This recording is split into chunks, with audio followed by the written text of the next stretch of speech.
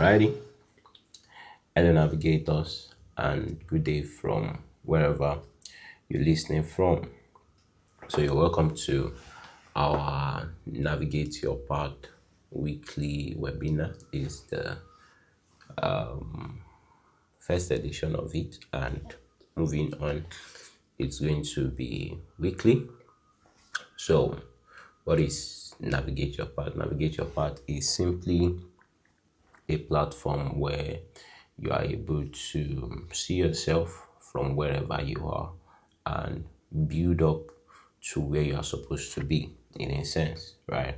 Navigate Your Path is a journey from who you are now to who you are designed to be, and that's what I'm desiring, that all of this series, all of the webinar, all of the boot camps that we'll be doing will be fostering the life of every participant to come into. All right. So let's just get deep into what we have today. Right. So today's topic, we say owning your story, and looking at it from the perspective of the power of where you are coming from. Before you get to where you are today, every one of us has a track record of our journey. We have where we started from, right? And we have all of the experiences in between our journey before getting to where we are today. And ultimately, if you are a human being and if you are breathing, you have where you ultimately want to get to, right? And many a times we lose track of our experiences in those journeys, because what we are looking at is the ultimate destination that we want to get to, right? We lose track of those journeys because we lose track many a times we lose track of the process, right? Ignoring where we focusing on where we ultimately want to get to.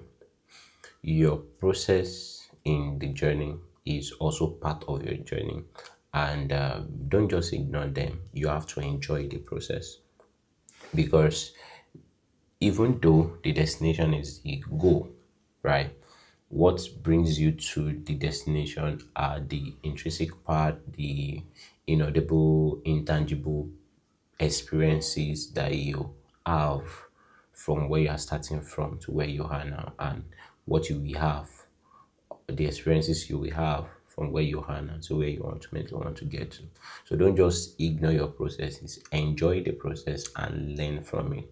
All right, so enjoy the process, learn from it, and those are what will ultimately keep you on track, what will keep you in check, what will make you qualify for where you ultimately want to get to, right? Because without those experiences, you will be infantile, you will be immature when you ultimately get to the space that has been prepared for you. When you ultimately hit that target that you want to hit, you will not have the capacity to be able to fill in for those spaces. All right, so know your story, own your story, enjoy the processes, even though you have not gotten to where you are supposed to get to, but enjoy the processes, and ultimately you will get there.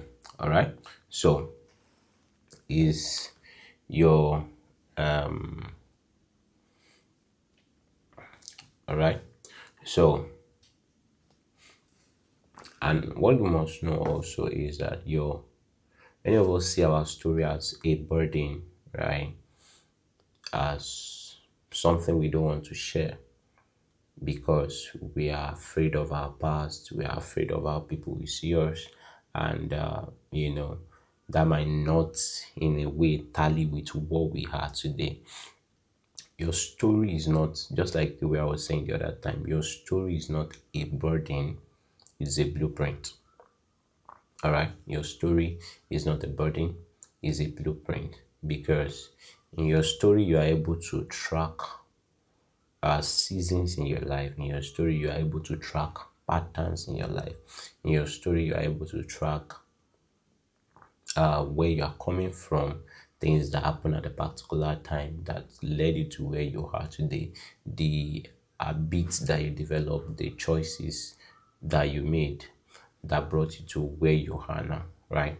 And you're able to track, oh, this that I'm experiencing now is a consequence of the choice I made, right? And if you come into knowing the consequence of the choice that you made before now, right, it will inform your decision in making more deliberate and right choices so that you can get to where you ultimately want to get to.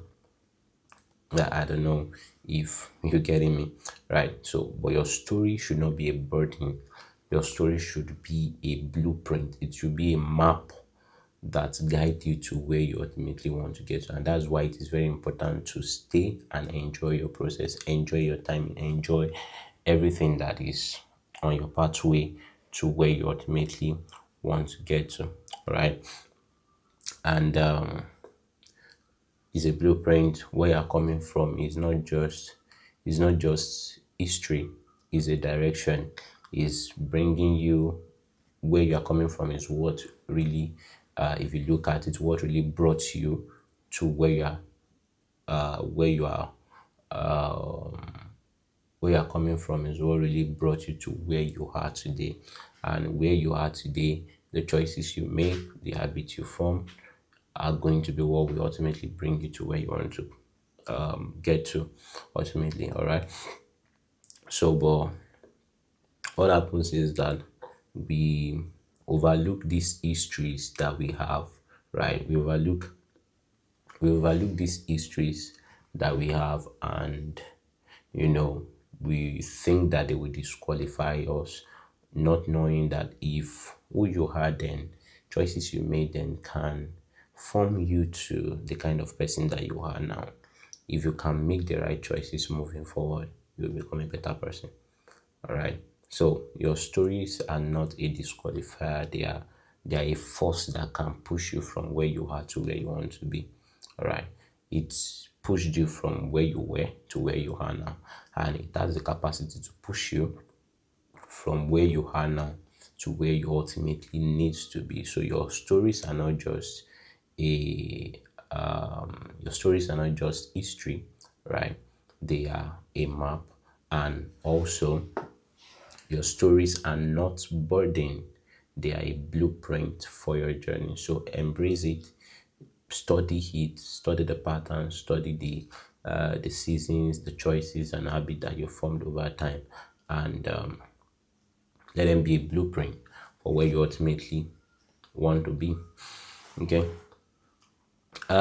Yeah. So my own my own journey, just a snapshot of my journey, and well, in the context of me being maybe a tech person now.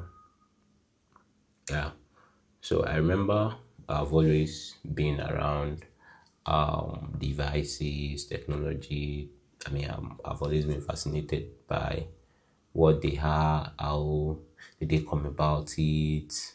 I mean, I would like call somebody that is not here, and the person will receive the call from where they are and they will answer, and I'll be hearing the person live, and you know, all those things intrigue me. And remember 2012, right? 2012 was, if I'm not mistaken, 2012 was when, my dad got a desktop, and the CPU, UPS, and everything, just got it and brought it home at that particular time, set it up.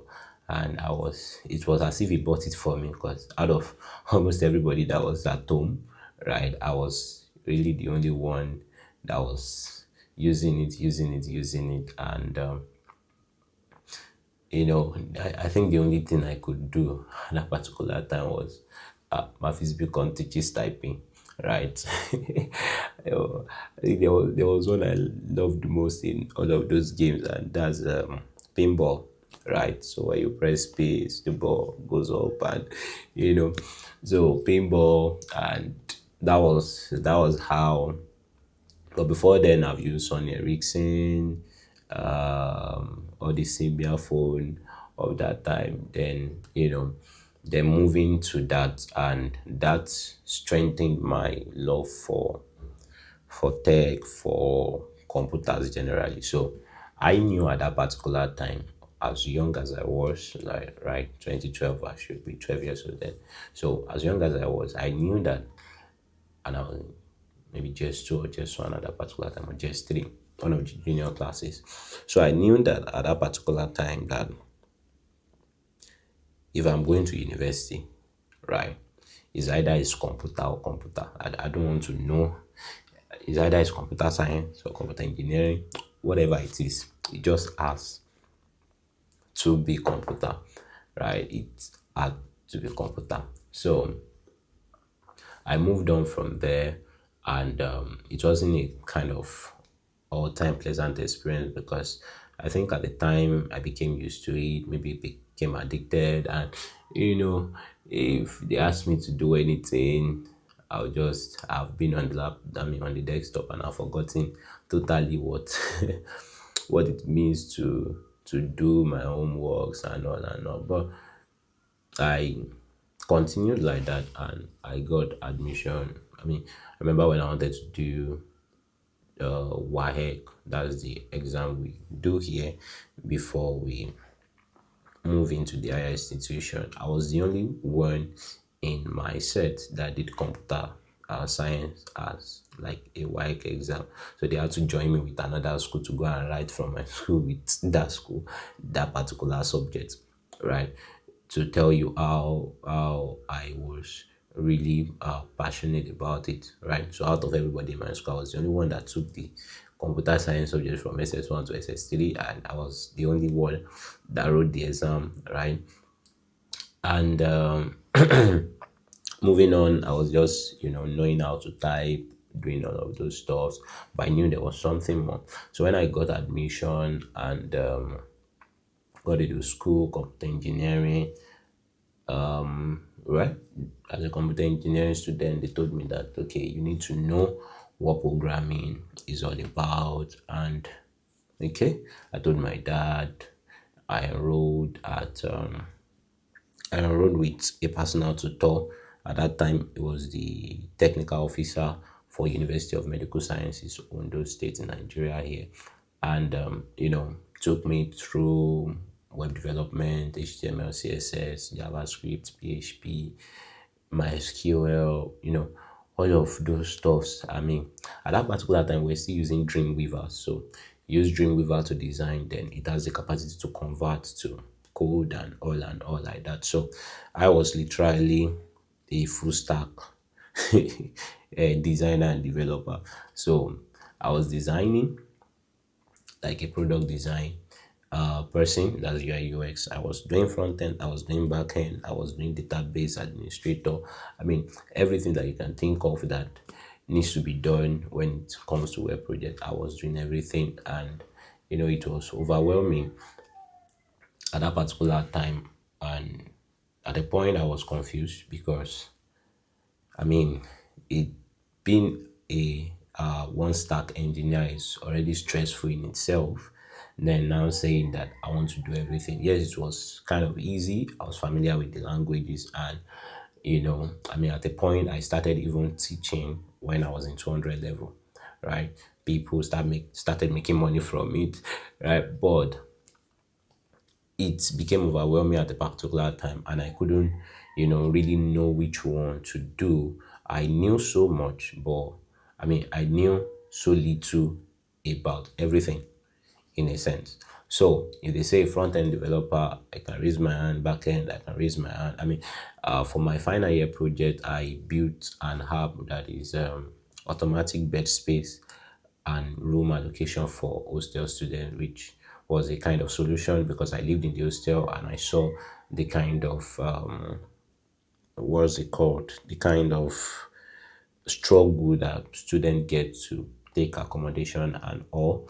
People coming from a far distance where they will need to use like 12 hours to transport themselves because they just want to pay for the hostel. So I was like, why can't you stay at the comfort of your house and just pay? And based on the best space that are available and room you can automatically get. And I was able to do that. I mean, probably overnight, within 2 days, both the front end and the back end and everything. And I presented it, and you know, I got my my hay on that, right? So I mean, it was something I knew, but I couldn't lay my hands on say, okay, I'm really good being a product designer, or I'm really good. I didn't even know that you have to choose one, right? In a sense, I didn't know that there are people who their role basically was, okay, you're a front end developer. I didn't know that there are people who their role is basically, oh, I'm a back end person, or you're a product designer, or database administrator. I didn't know. I was just doing everything, even though it became overwhelming and I gave up at a particular time. But it has built tenacity in me and kind of gave me a kind of leverage to be able to speak to this, speak to that, speak to this, speak to that, right? So then at a particular time, after being overwhelmed, I had to make a deliberate choice and say, okay, you know what?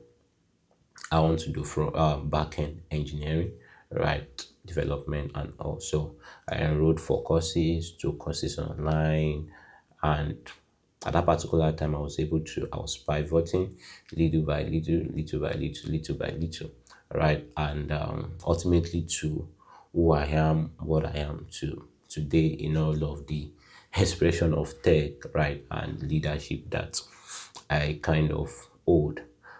And when now communicating with people who maybe are product designers, front end, back end, product managers, I'm able to speak to at least each and every person at their own technical level without being left behind. So that's the power of the story. Even though it was overwhelming, even though it was confusing at the point, but it was building a kind of tenacity in me for me to be able to prepare for where I ultimately need to get to. So that story was not just a burden, was not or is not just a kind of history, but it's propelling me to who I've become and ultimately furthering and foiling my goal for who I should and will ultimately become. All right. So the so at a particular time, I felt like editing all of this part out of my story. I'll just say, "Oh, I'm a backend developer," or but I kind of realized that people tend to trust you when they know your process, right? When they know where you are coming from, when they know your history. But many of us want to edit out our processes, want to edit out our history. But if I don't know you, I won't trust you. If I have not seen a track record of productivity, of progress, of things that you are able to handle, I won't even hand over small, talk less of much to you, right? Some of us, I mean, you just came overnight and you say you can do all these things, bam, back end developer, front end developer. We can't trace you to anywhere. We can't trace you to anywhere you're coming from. All right, so people tend to trust you and give you projects and trust you with complicated things, leadership, prowess, and to manage things when they tend to know your process, when they tend to know your history, your story, where you're coming from. But many of us, when you're introducing yourself, you just introduce yourself with the place that you are now, right? With the place that you are now. Oh, this is who I am now. But where you were coming from, you couldn't capture it. So people tend to trust you when they can see a kind of level of progress in who you were then. And if you can become this from where you were coming from, definitely there's possibility of you becoming more. But if we edit that part out of our stories and we don't give people or our people who want to entrust us with things, right, to see that part, to see where we were coming from, it will be difficult to, because to them we don't have a track record. We just appeared here, right? But it will be difficult for them to entrust things to us if they can't find a track record of productivity, if they can't find a track record of progress in what we're doing. So don't edit out, and don't edit out anytime you are introducing yourself. Don't edit out your story, don't edit out who you've been, don't edit out your process. Don't just say this is who I am, right? Let it capture the spirit of entrepreneurship that you have, the tenacity, the discipline that you've given over time, the kind of opportunity that you've gotten. And don't just edit out your story, right? Don't edit out your story, don't edit out your past. Let it be a kind of propeller. Let it intrigue people to want to give you more. Let it create a track record of trust and things that people can do with you. All right. And